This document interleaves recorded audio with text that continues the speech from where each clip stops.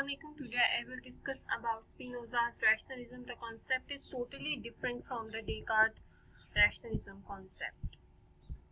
So let's begin.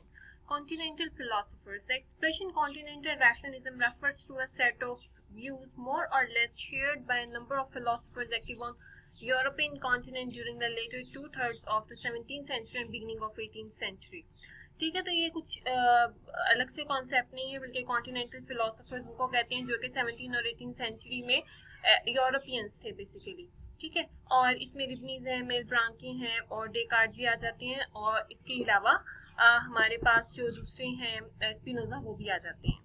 So Baruch T. Spinoza was one of the most important rationalist philosophers in the early modern period, and he was also an influential atheist in the Europe during this period. The mind and the body are the one and the same thing conceived in two different ways. Right? अब इसमें ये concept है कि जो जैसे हमारे पास Descartes था, उनका ये कहना था कि आपके पास माइंड बॉडी डुअलिज्म आता है, लेकिन जो स्पिनोजा है उनका ये कॉन्सेप्ट है कि ये दोनों सेम एंटिटीज हैं. ठीक है, उसमें कोई भी क्रिएटिव सब्सटेंस नहीं है, जिस तरह के एक्सटेंडेड सब्सटेंस और जो थिंकिंग सब्सटेंस डेकार्ट के मुताबिक आ रहे थे. अब इसमें जो मेजर डिफरेंस है वो यहाँ पर आता है कि जब वो डेकार्ट माइंड और बॉडी को अलग अलग कंसीव कर रहा था, तो उसी में आपके पास बहुत सारी कॉम्प्लिकेशंस आ रही थी कि ठीक है, अगर ये अलग अलग दोनों चीजें हैं तो ये दोनों आपस में इंटरेक्ट कैसे करती हैं. ठीक है, किस तरह से ये होता है कि आपका माइंड कुछ चीज परसीव करके आपकी बॉडी उसके मुताबिक मूवमेंट शुरू कर देती है.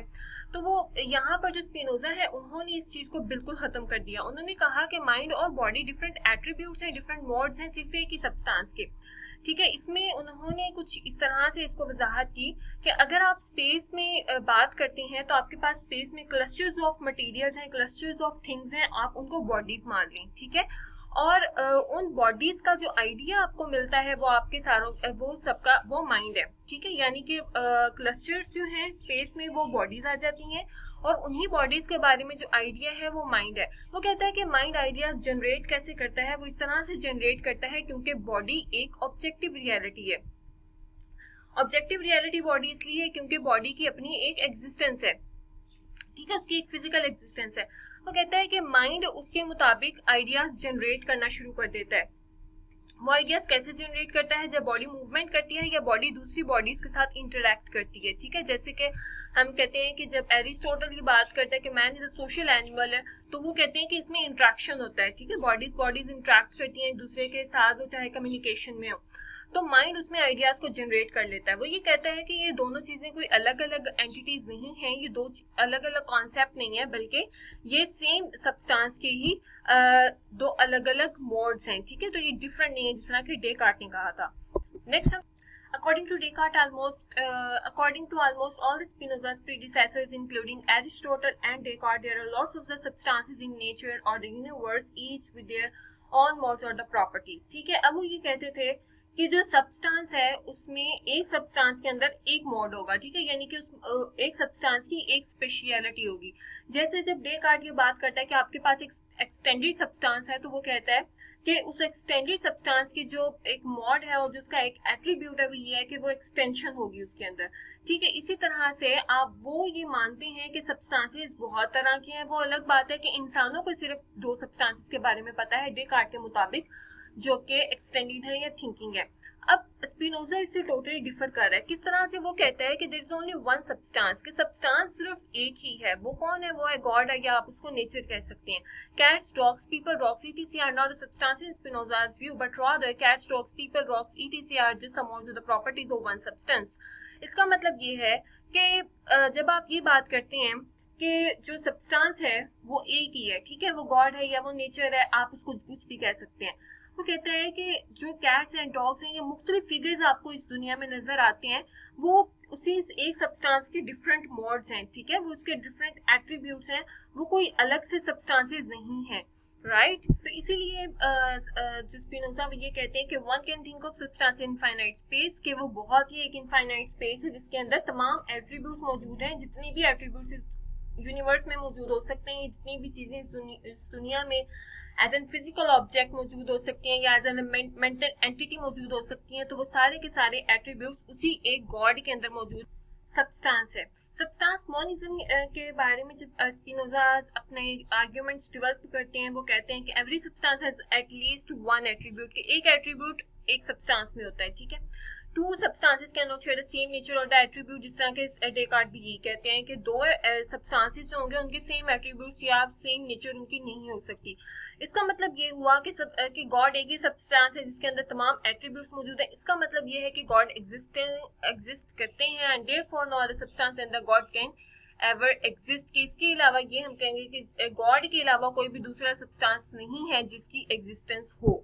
By substance I understand what is in itself and is conceived through itself, जिस तरह कि डेकार्ट कहते हैं कि जो सब्सटेंस है वो अपने आप में अपनी एग्जिस्टेंस रखता है, उसको किसी भी कॉज की जरूरत नहीं है, वो क्रिएटेड नहीं हुआ है, वो हमेशा से मौजूद है, ठीक है। वो दूसरी चीजों का कॉज बन सकता है लेकिन उसका कॉज कोई नहीं है। उसकी क्या एट्रीब्यूट्स हैं, वो यही है कि उसके अंदर तमाम एट्रीब्यूट्स हैं जैसे कि स्पिनोजा कहते हैं।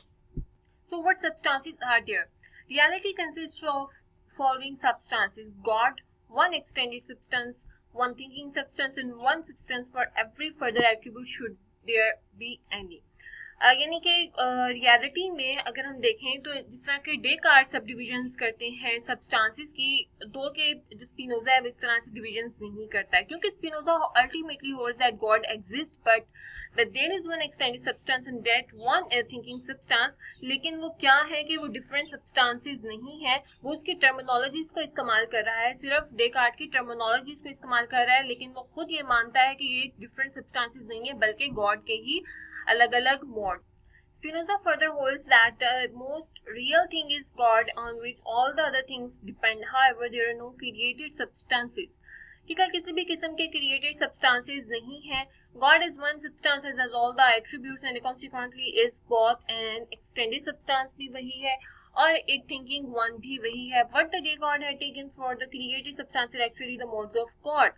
क्योंकि जब Descartes कैटेगराइजेशन कर रहा था कि वो एक मोस्ट रियल थिंग है, वो गॉड है, फिर उससे लेस रियल सब्सटेंसेस आ जाते हैं, देन लेस रियल चीजें आ जाती हैं जो कि मोड्स में आ जाते हैं। तो स्पिनोजा कहता है कि ऐसी कोई बात नहीं है, बल्कि वो गॉड की ही डिफरेंट एट्रीब्यूट्स हैं और वो कोई भी क्रिएटेड सब्सटेंसेस नहीं है। So here is the concept of innate ideas. Though Spinoza did not clearly talk about it, but some of the interpreters जो हैं वो ये कहते हैं कि innate ideas का हम इसे कुछ ना कुछ ले सकते हैं। So mind possesses the sense of ideas or common notions। वो कहता है कि माइंड की स्पिनोजा के मुताबिक जो माइंड है उसका एक एसेंस है और वो है आइडियाज को जनरेट करना, ठीक है, जिसको वो कॉमन नोशंस कहता है। वो कहता है कि it is the nature of the mind to have common notions, right? So Spinoza denies that there is any causal interaction between mind and body, and so Spinoza denies that any ideas are caused by the bodily change। ठीक है, तो वो कहता है कि कोई भी ideas वो क्योंकि किसी भी किस्म का कॉजल इंटरेक्शन नहीं है जिस तरह के डेकार्ट कहते हैं, बल्कि जो स्पिनोजा है वो ये कहते हैं कि जो माइंड है आपका वो आइडियाज जनरेट कर लेता है, वो चीजों को परसीव कर लेता है। अगर वो बॉडी की एग्जिस्टेंस है तो वो उसको परसीव कर लेता है, ठीक है। इसमें किसी भी किस्म का कोई इंटरेक्शन नहीं है, कोई कॉज एंड इफेक्ट की बात नहीं आती। How do we gain knowledge? अब हम स्पिनोजा के मुताबिक नॉलेज कैसे गेन करते हैं? तो नॉलेज हम तीन तरह से गेन कर सकते हैं। एक होते हैं हमारे इमेजिनेशन, एक होती है रीजन और एक होता है इंट्यूशन। जो इमेजिनेशन से हम इनएडिक्वेट नॉलेज है और इनएडिक्वेट आइडियाज हैं। किस तरह से कि अगर आपके पास इमेजिनेशन तब होती है जब आप जो बॉडी है वो आपकी एक्सटर्नल चीजों के साथ इंटरेक्ट करती है, ठीक है, तो वो आपकी इमेजिनेशंस बन जाते हैं, माइंड उससे कोई ना कोई आइडियाज जनरेट कर रहा होता है, ठीक है। एडिक्वेट आइडियाज वो होते हैं जो कि रीजन और इंट्यूशन में आते हैं, जिसमें आपको किसी भी किस्म की एक्सपीरियंशियल लर्निंग की जरूरत नहीं होती। That's why Spinoza is called as rationalist, क्योंकि जो इमेजिनेशंस हैं जिसमें आपको एक्सटर्नल चीजों की जरूरत है, एक्सटर्नल ऑब्जेक्ट्स की जरूरत है, आपको ऑब्जेक्टिव रियलिटी की जरूरत है और आपको इस तरह की चीजों की जरूरत है, फिजिकल ऑब्जेक्ट्स के साथ इंटरेक्शन की जरूरत है, वो इमेजिनेशंस में आता है, जिसको डेकार्ट कहता है, स्पिनोजा कहता है कि वो इनएडिक्वेट आइडियाज हैं। और एडिक्वेट आइडियाज के बारे में वो ये कहता है कि जितना भी रीजन और इंट्यूशन है, क्योंकि उसमें आपका माइंड कोई ना कोई चीज परफॉर्म कर रहा है, वो चाहे इंट्यूटिव नॉलेज हो रही हो, आपकी सिक्स सेंस उसमें काम कर रही हो, या फिर आप रीजनिंग कर रहे हो चीजों को महसूस करते हुए, जो रीजन करना है प्योरली मेंटल ये कैपेबिलिटीज हैं, तो इनको इस्तेमाल करते हुए जितना भी आप नॉलेज और आइडियाज गेन करते हैं वो सारा का सारा आपका आ जाता है एडिक्वेट आइडियाज में। तो इसी सेम कॉन्सेप्ट को सब्सटेंस के, इसको सब्सटेंस मोनिज्म कहते हैं. Human beings are many features of God and exemplify God's two attributes of consciousness and three-dimensionality. As little pieces of God, our minds and bodies performing perfect synchronization with each other.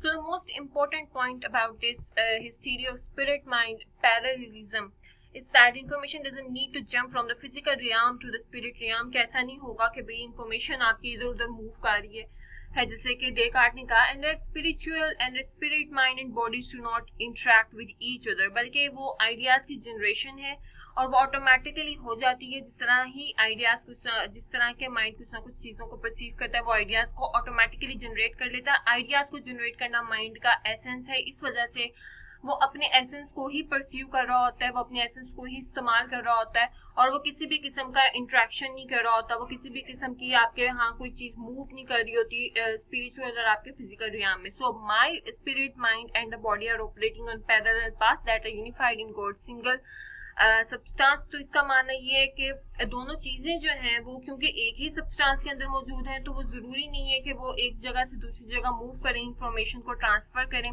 वो सिर्फ parallel path में चल रही हैं और वो इसी तरह से वर्क करती हैं. और क्योंकि वो एक यूनिफाइड सिंगल गॉड के सब्सटेंस में के सब्सटेंस में मौजूद हैं. Hope you like the video. If you have any question, you can ask in the comment section, and if you have any suggestion, you can say it in the comment section. So Allah Hafiz.